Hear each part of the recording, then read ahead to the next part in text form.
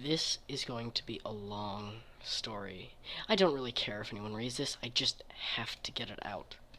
Everything used to be so normal until, well, we'll get to all that in a minute. The horror I've experienced isn't going anywhere. I'm 19. I've lived in Spruce Brook my whole life. It's a good place, I guess. It's in the middle of the mountains, surrounded by trees. It's not exactly the middle of nowhere, but it's not the middle of somewhere either. There isn't much to do here. It's a quiet place. At least it used to be. I would give anything to have things quiet again. It all started the summer after I graduated high school, 1 year ago. Me and a couple buddies, we'll call them Sam and Aaron, had made a pact earlier in the year that we would experience everything in our town before we all had to leave for college. We were starting to realize that we'd been taking our idyllic childhood homes for granted. We wanted to make sure we took advantage of it before we left for good. Aaron wanted to hike some trails we'd never been on. I wanted to try everything in the local diner's menu. But Sam wanted to spend a night at the Little Bear Motel. Everyone in Spruce Brook has heard rumors about the Little Bear Motel. It's located at the end of a dirt road near the town limits. You'd be surprised to learn of a haunted motel in such a small town. But, boy, you'd be surprised. Empty now. It's been the site of several unexplained deaths. Serial killers, paranormal activities are said to occur nightly. The last guest checked in 15 years ago and never checked out. Police found no sign of the final guest, or of the owner who lived on the property. A few years ago I drove up to it, but I never dared to get out of the car. The place has a Red Rose vibe. It's alive. It's like it knows you're there. Naturally, I told Sam he was nuts, but Sam's a bit stubborn, though he said we would regret not experiencing a real haunted house, and that would be a great story to tell everyone at college. He said it would be fun. He was so wrong. It was Friday night. Sam was incredibly enthusiastic. Aaron and I, less so. We packed a backpack with some food, water, and extra batteries for our flashlights. It was still light out when we headed down the dusty dirt road. As we approached the motel, the radio went static. We were freaked out, but Sam assured us his piece of shit Oldsmobile was responsible for it. It does all the time, he said. I swear everything got a little bit darker around us. The dense trees lining the road didn't throw shadows. It was more like they were inhabited by shadows. Tall, thin, black shadows. That's the only way I could really describe it. The road down to the motel isn't that long, but this white noise from the radio and the shadows make the trees make it feel like a lifetime's drive. We parked, grabbed our stuff, and walked up to the motel. We stood in front for a bit, marveling at the sheer creepiness of the place. The neon Route 66-ish sign was rusted. The teal paint was peeling, and even from the outside we could smell the musty rot in the place. I nearly ran into the large wooden carving of a friendly-looking bear holding a "welcome" sign between its paws. We swatted away the flies buzzing around the door, gritted our teeth, and went inside. The lobby. The damn lobby. We should have walked out right then. We should have walked out. When we saw the red paint on the walls, it said, "They're listening," over and over and over again on one of the walls. Probably just some kids messing around, Aaron said. She sounded like she was reassuring herself more than offering an explanation. Everything was a mess. The tacky wildlife paintings that used to hang on the walls were ripped off from their hangers and scattered across the floor. Pages of old magazines littered the floor. And then we saw the photograph. It was lying face up on the dusty counter, which strangely, unlike the rest of the room, was perfectly intact. It was a faded Polaroid of a dog. Looked like a husky by the colorations, and was staring directly at the camera. It was smiling with human teeth. Aaron screamed when she saw it.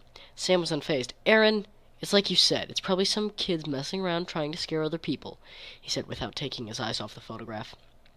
The bang of the front door being slammed shut by the wind broke his gaze and attention. We left the photograph on the counter. We really should have turned around, went out, gone to a movie, and got the rest of our last summer in Spruce Brook, but we didn't. We flicked on our flashlights and wandered cautiously down the hall. There are 36 rooms in the Little Bear Motel. We had heard the mysterious final guest had stayed in room 18. We decided to head there first. All the way down the hall there was, "Don't look, don't look, don't look," painted in the same dark red paint as the lobby. There were a few paintings and a mirror up there, too. Some of the rooms' doors were open, but I was already too scared to look at them. When we got to room 18, it was locked. The doorknob was tarnished, and the wood of the door looked sickly. Sam, being the brawny, stupid guy he was, suddenly slammed himself against the door. He wouldn't budge. He tried it again. No luck. We all started down the hall when we heard a subtle click. The door was ajar. We stood frozen. "Just the wind," Sam said. He was the first to regain mobility and start back for room 18. Sam! Erin shrieked. She was obviously terrified. I don't think I could have done anything, if I wanted to. Instead, I felt a pull, like I was being led to the door on a leash. I felt hypnotized, drowsy, the way you feel when you zone out watching a movie. Erin grabbed my arm and brought me back to reality. Her fingers dug into my upper arms. "Jesus, Erin," I muttered. Sorry. She squeaked. We walked into room 18. There was a grimy TV and weirdly, a Nintendo 64 in the corner. The bed was made. The rest lays on sunlight filtered through the trees. The last rays of sunlight filtered through the trees and weakly glowed through the faded blue curtains that were closed over the window. There was nothing on all save for a large plain oval mirror. "This isn't so bad," Sam said. "You guys are such pansies." He walked right up to the mirror, looked straight at the mirror, cockily fixed his shaggy blonde hair. As soon as he made eye contact with his reflection, the TV turned on. The volume was all the way up. We all cupped our hands over our ears and tried in vain to find the volume control. The TV altered erratically between static and color bars, the buzz getting louder every second. "Unplug it!"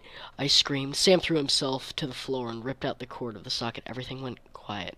The TV sat blank. We were stunned. "Damn, this is getting good," No, no, no, no. Erin murmured. No, no, I did not sign up for this. No, I'm done. I'm leaving. "You can't leave. Not when things are heating up," Sam says, his usual dopey, crooked smile creeping onto his face. "Besides, I have the keys. What are you going to do? Wait in the dark outside with all the spooky monsters and ghosts out in the woods?" I don't care. I'll walk. Erin said. She looked like she was about to cry. She ran out of the room. We ran after her. "Erin, don't walk. Just wait in the car. It's unlocked," I said, hoping to calm her down as she pushed through the front doors. It was almost dark. Sam's faithful gray Oldsmobile was waiting. I shouldn't have never done this. I'm sorry. I'll wait for you. Don't stay all night. I don't want to be out here alone for very long. Erin said as she walked towards the passenger side of the door. Sam barely started the sentence. "Hey man, is there someone in my car?" when Erin opened the door, and this thing fell out onto her. She started screaming hysterically. I was so stunned that it took me a few moments to realize it was a skeleton. It was a fucking skeleton. It popped out of Sam's Oldsmobile. "Oh my god, someone is messing with us," Sam said. He ran over to Erin and pulled her up, back to the door. The skeleton lay there on the ground, its cavernous sockets staring right up at us. Erin was over. I mean, she was done. Her face was blank. She wouldn't respond to anything we were saying. We waved her hands in front of her face clapped loudly, yelling her name. Nothing. She was done. Her system was crashed. We sat her down onto the musty yellow couch in the lobby. We should go, I said, even though I felt in my gut that we wouldn't be able to even if we tried. No, she just needs a break. She's okay, Sam said. Aaron, we'll be back, okay? Take it easy. As we turned to leave, I glanced at one large painting of an elk lying on the floor. The head of the elk was missing entirely from the painting. In its place, a bloody stump. I stood staring for a moment, but eventually I could do nothing but turn away and keep walking. I felt the same hypnotic pull as earlier, something leading me on a sinister leash to room 18. I opened my mouth to tell Sam where I was headed, but he was gone. Sam? No reply. I figured he must have wandered off into another room, and that he'd look for me in a minute. I headed to room 18. The door was open, like we'd left it. The TV was silent. The bed still made, and I scanned over the room. My eyes landed on the strange square stump under the blanket. It was pulled up over the pillows. As I peeled away, the quilted fabric dust flew up into my face, stinging my eyes. When the dust settled, I saw the object was a Nintendo 64 game cartridge. I picked it up and I instantly recognized the familiar, though faded, colors of the Super Mario label. I brushed the dust off the label, smiling at the thought of something as comforting as a childhood game lying around in such a creepy place. I thought, what the heck? Blew into the cartridge and sat down on the floor in front of the TV, remembering the static. I found the volume button, and I found the volume button, and oddly located on the underbelly of the set. Plugged it in and turned the volume down. I fiddled with the Nintendo, managing to plug it in. I wasn't expecting it to, but it turned on. I pushed the cartridge in, and nothing. Took the cartridge out, blew on it again, popped it back in. There was a flash of light before the title sequence began, except something was off. Mario looked sad. The audio was distorted. The picture was wavy. There was a saved game. It was labeled Ken. It was the hidden secret aquarium level. If you're familiar with this level, Mario is underwater and has to collect yellow oxygen coins to stay alive.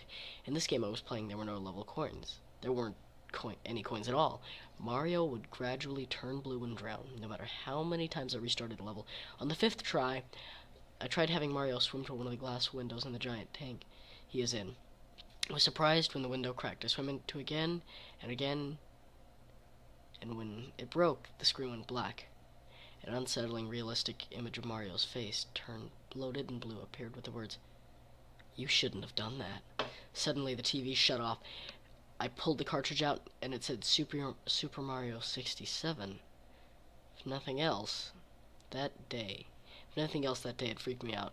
This pushed me over the edge. I got up and headed for the door. It slammed in my face. "Sam!" I screamed again. "Sam, get in here!" I bashed my fist against the wall. I saw something move out of the corner of my eye. As my eyes readjusted to the darkness of the room, I saw a tall, dark figure standing in the corner. He, or it, had a white face but no features. Like a shadow with a head. He was incredibly tall and stick-like. His arms seemed miles long, and he was coming towards me. I clawed at the door, and to my horror, I realized I hadn't been the first to do so. Splinters dug into my fingertips as I felt the creature's icy hands reach into my shoulder, and turning around to face it. "Do you know what I am?" it whispered. "Do you know who I am?" it hissed. "Say it out loud." I felt like I was watching myself from a distance, like watching a movie. A terrible, terrible movie. "You're impossibly tall and thin," I said. "Your skin is pale white and ice cold." "Say it!" The name. I don't know how I knew his name. It was as if the dust and darkness had crept into my soul and spelled out his name, with torn pages of the magazine that lay scattered on the floor. Slenderman. The figure evaporated like smoke, like a shadow. The door opened. I nearly fell out into the hall. "Sam! Damn it, Sam!" I heard his voice. "I'm here." I ran as fast as I could. He wasn't there. Turn around, I heard behind me. But behind me was a wall with a mirror. I turned to face the reflective glass, and there was Sam.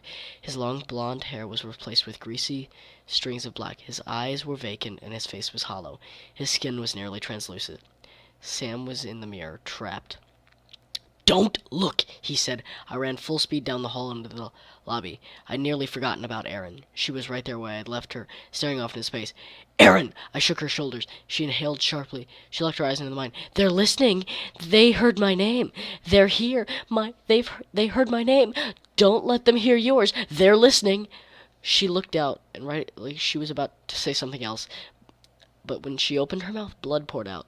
Every pore in her body began blushing hem. There was more blood than I could have ever imagined a human being carry, and it began filling up the lobby like a flood. I ran towards the door, slipping. I reached the entrance only to find these words smirked in dark red paint. "The scariest part is that it's you."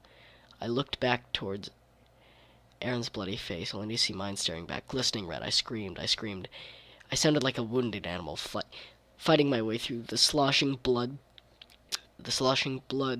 and staggering out into the darkness. The Oldsmobile was there. I threw myself into the driver's seat and spun wildly around to check for skeletons that had found that Sam's left his backpack inside. The keys were in the front pocket. I started the car. The lights illuminated the entrance in the lobby. There was no blood, no pictures on the floor, nothing. Had it all been a dream? Numb, I put the Oldsmobile into reverse and swung the car around. As I drove away, I looked in the rear view mirror. The Friendly Bears sign now read, "See you again soon." When I returned home and hurriedly relayed the night's events to my parents and the police, I was puzzled to see a look of confusion rather than horror that crossed their faces. My mother stopped me in mid-sentence and said, "Who are Erin and Sam?" I was institutionalized at a mental health facility. I've been told by my doctors and the police that there are no records of any Erin or Sam attending my high school. I hear the whispers of the shadows in the halls. I see the Slenderman in the cobweb corners of my white room.